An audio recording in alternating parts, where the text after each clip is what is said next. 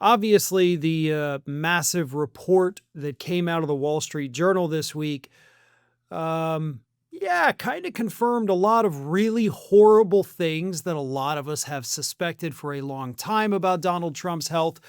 But most importantly, confirmed that the entire administration's been lying about what actually has been happening with Donald Trump inside his body, inside of his mind, this entire time.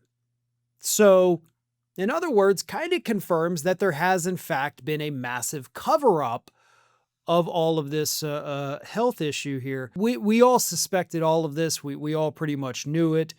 Kelly Miller says, could you just tell us he's dying? I mean, in a way, kind of is. I mean, he's not prolonging his life, and as is the human condition, we all do march towards that inevitable end. So, in a manner of speaking, yeah, he is. But is it imminent? I don't know. So let's get into this. The first thing, Caroline Leavitt. Caroline Leavitt has, of course, been lying to us from the beginning, and Donald Trump did confirm that, whether he meant to or not, during his talks with the Wall Street Journal. So what happened is that Caroline Leavitt has, of course, repeatedly told us that Donald Trump had an MRI. That was one thing. His hands are always bruised because he's shaken so many hands. She said it was, quote, like Grand Central Terminal, in and out of the Oval Office. And then based on what Trump told the Wall Street Journal, yeah, none of that is actually true, because it's actually, he's got soft skin. And of course, he's taking 4 times the recommended dose of aspirin each day, and has been, according to him, for 25 years. So, you know, that's a thing. But he says the bruising was not actually bruising. Apparently what has been happening, I guess repeatedly, is he goes to high-five Pam Bondi and her ring scratches the back of his hand. So that, I don't know how you do that with a high five, right? Let's think about that for a second. Like, no, I high-fived her and her ring scratched the back of my hand. What kind of crazy-ass high fives are y'all doing in the White House that's causing a ring to scratch the back of your soft, delicate skin? And he said, of course, it left the nick, and then the bruising because of the, 8,000 aspirin he's taking a day. And that's why he had that. And, of course, that's why he put the makeup on it.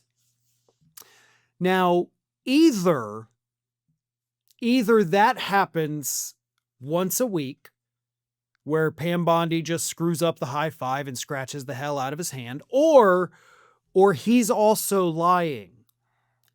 I mean, he's not lying about the aspirin regimen. I think that is the one thing the dude has been actually honest about. Like, yeah, I'm taking way too many aspirin. Even my doctors are like, dude, don't do that. But he's not getting scratched by Pam Bondi's ring on the back of his hand in a botched high five every other day. That's not happening. And it's also not happening from the handshaking. So Caroline Leavitt obviously lying to us. Trump still lying to us. But who's lying more? Because at one point, Donald Trump did tell us that he wishes, all this information hadn't come out, because, it gave the other side a lot of ammo. And what that was a shot at Caroline Leavitt herself. That was Donald Trump being like, man, wish she hadn't gone out there and done this, and repeatedly said it in press briefing after press briefing, giving comments to outlets like the Daily Beast and all the other ones where she, just says the same thing over and over because they're just using that kind of standard response now about his health.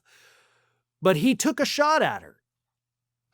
This is the first time we've seen Donald Trump express any kind of dissatisfaction with Caroline Leavitt. So that, of course, is a breakthrough. Maybe he's mad that she's pregnant and it's not his. that we know of, right? I mean, look, nobody was there. We don't know. The reason it's a big story is because this confirms that the White House is lying to us, which confirms the cover-up, right? For 4 years, we listened to these same people that now occupy this administration, that occupy the entire conservative media landscape, telling us that the White House was engaged in a massive cover-up of President Biden's health. Like it was a full-blown 4-alarm fire, and all of these people were somehow covering it up in this orchestrated conspiracy. This is the orchestrated conspiracy that's actually happening today inside of this administration. You know, Trump is the one who came out, by the way, and said, I had an MRI. And then for months, Caroline Leavitt repeated, it was an MRI, it was an MRI. They did advanced imaging, was one of the phrases they used repeatedly. Advanced imaging. She sat up there at the podium, read a statement, allegedly from his doctor, saying MRI, right? Confirming it was an MRI, telling us what the MRI was for. Trump tells the Wall Street Journal, like, no, it was like a CAT scan, actually. It wasn't an MRI, it was a CAT scan. Two very different things. But why? Why did it take him 3 months, or 2.5, I guess, to come out and finally correct it and say, no, it's not an MRI.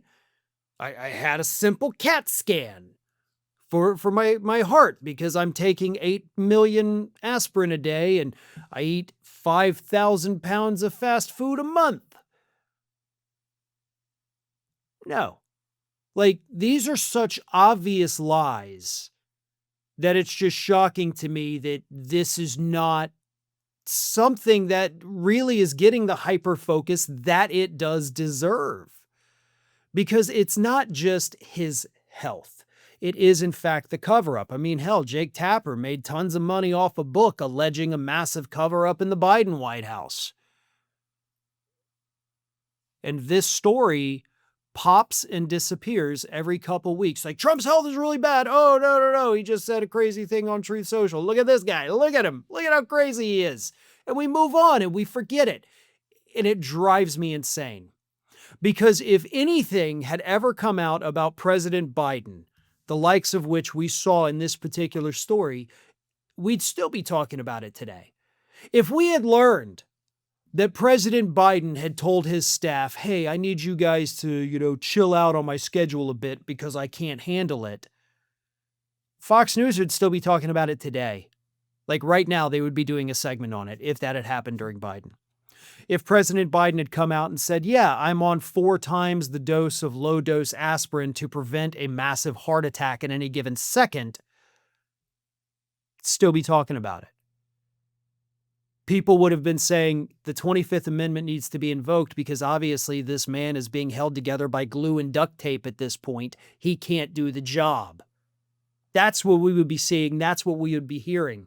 Again, even a year after Biden left office, it would still be talked about. The same way, by the way, that conservatives are still talking about Biden's health. Fox actually did a segment the other day criticizing former President Biden for going on a vacation. They did a segment on a private citizen who owes the public nothing anymore. He doesn't have a job, going on vacation for Christmas. It's absolutely mind-blowing. It's genuinely infuriating, mind-blowingly stupid what we deal with conservative media. And the problem with it, of course, is that what happens in conservative media becomes the narrative the rest of the media starts pushing out there as well.